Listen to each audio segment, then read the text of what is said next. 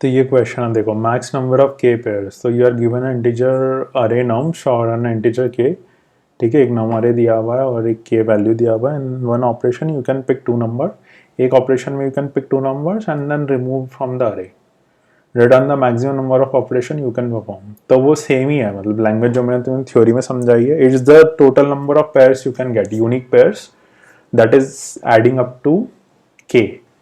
और दूसरी लैंग्वेज में बोल लो कि जैसे 1 और 4 है, तो 1 और 4 मुझे एक पेयर मिला तो मैंने उनको रिमूव कर दिया, तो मेरे पास क्या बचा, अरे 2 और 3। अब 2 और 3 एक पेयर है जो 5 बना है, मैंने उसको रिमूव कर दिया, अब मेरे पास क्या बचा, 5 0 एम्प्टी अरे। तो मैंने कितनी बार रिमूव किया, कितनी बार वो ऑपरेशन, तो 2 बार रिमूव किया, तो इसका आंसर 2 है। That is equivalent to same कि मैंने कितने ऐसे पेयर है यूनिक जो एडिंग अप टू 5, तो 1 और 4 और 2 और 3 सेम ही।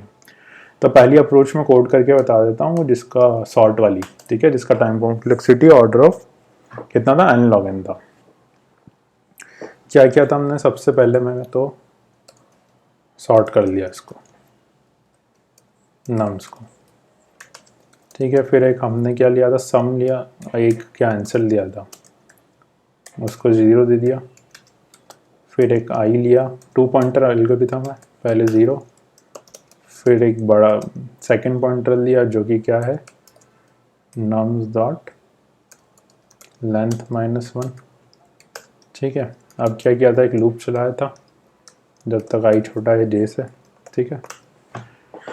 फिर क्या किया था, एक सम बना लिया था हमने, सम इक्वल्स टू क्या होगा, नम्स ऑफ जो आई पे है प्लस जो j पे है, ठीक है। अब 2 पॉइंटर है, एक आगे रखा एक पीछे रखा, एक सम दिया हुआ है, दोनों को सम करके देगा। 3 केस बन सकते हैं, एक तो बराबर हो गया तो इसको भी आगे लाएंगे, इसको पीछे लाएंगे।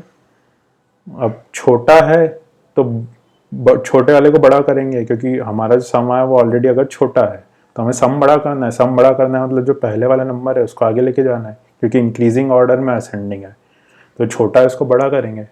और उस वाइस वर्सा अगर सम बड़ा आ गया तो जो पीछे वाला पॉइंटर है वो ऑलरेडी बड़ा नंबर है, तो सम को लाने के लिए उसको छोटा करना पड़ेगा, तो पीछे वाले को और डिक्रीज करेंगे। आ रही है बात समझ में?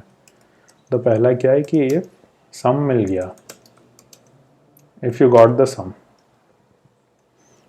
ठीक है।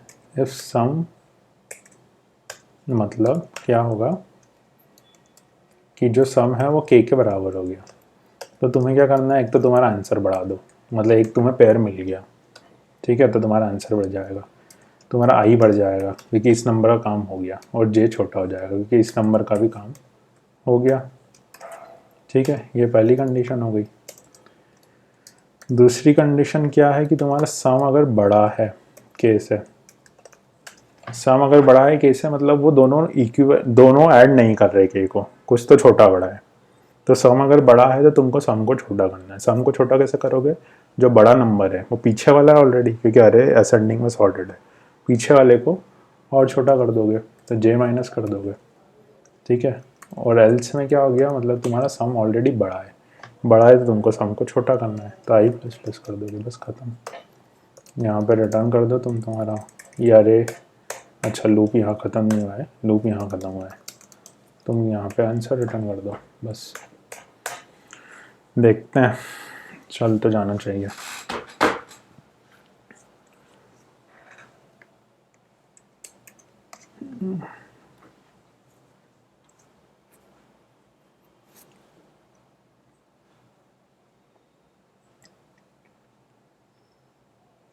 ये तो चल गया, सारे केसेस चला के देखते हैं।